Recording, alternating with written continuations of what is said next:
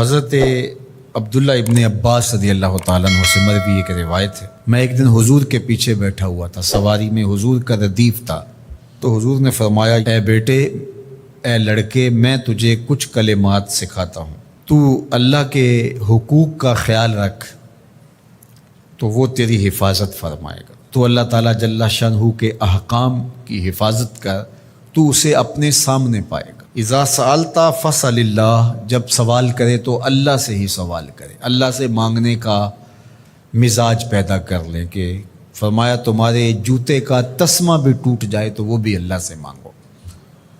ضرور بازار میں جاؤ دکاندار سے، لیکن حقیقی طلب اللہ سے ہونی چاہیے۔ بات بات پہ اللہ سے سوال کرو، بڑی سے بڑی چیز بھی اس سے مانگو، چھوٹی سے چھوٹی چیز بھی اسی سے طلب کرو۔ ہماری ساری ضرورتوں کا کفیل ہمارا رب، ہمارا مالک ہے۔ تو دوسری نصیحت یہ کی کہ جب تو استعانت طلب کرے، مدد طلب کرے تو اللہ سے ہی استعانت طلب کرے۔ وعلم، اور جان کہ اگر ساری امت، سارے لوگ، پوری قوم جمع ہو کے تمہیں فائدہ پہنچانے کی کوشش میں لگ جائیں تو تمہیں وہی فائدہ پہنچا سکتے ہیں جو تیرے لیے تیرے رب نے لکھا ہے۔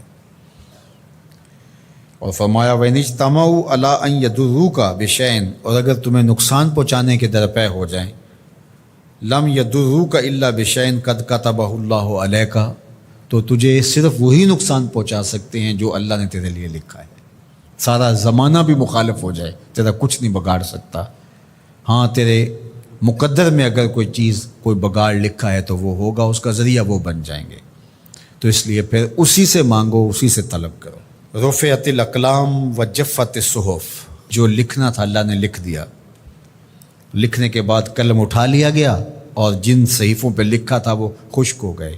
اب کتابیں بند ہیں، تو اس لیے اس نے تیرے لیے جو لکھا ہے وہ ہو کے رہے گا، تو خام خواہ لوگوں سے ڈرنے کی ضرورت نہیں ہے، اور تیرا فائدہ، تیرا نقصان اسی کے دستے قدرت میں ہے، تو اسی سے طلب کر، اسی سے مانگ۔ اور فرمایا تو اللہ تعالیٰ جل شانہ کو رخاء میں، خوشحالی میں یاد کر، یعرف کا فی الشدہ، وہ تجھے مشکل میں پہچانے گا۔ یعنی جو شخص خوشحالی کے دور میں اس کے پاس دولت ہے، صحت ہے، تو اللہ تعالیٰ کو فراموش نہیں کرتا، اللہ اس کی بدحالی کے زمانے میں اس کو فراموش نہیں کرتا۔ وعلم، اور جان، ان النصر مع الصبر، کہ جو مدد ہے وہ صبر کے ساتھ آتی ہے۔ وان الفرج مع الکرب، اور کشادگی جو ہے وہ مشکل کے ساتھ آتی ہے۔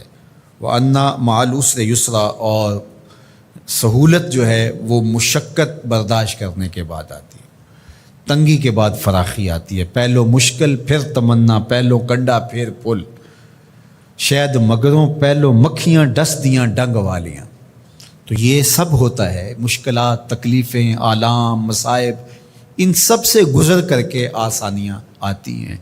خود حضور کی زندگی دیکھ لیجئے، مدنی زندگی مکی زندگی کے گزرنے کے بعد، طائف کے مراحل کو طے کرنے کے بعد آتی۔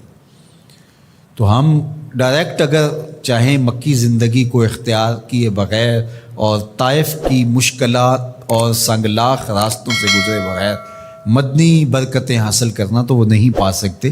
تو یہ اللہ تعالیٰ نے ایک نظام رکھا ہوا ہے۔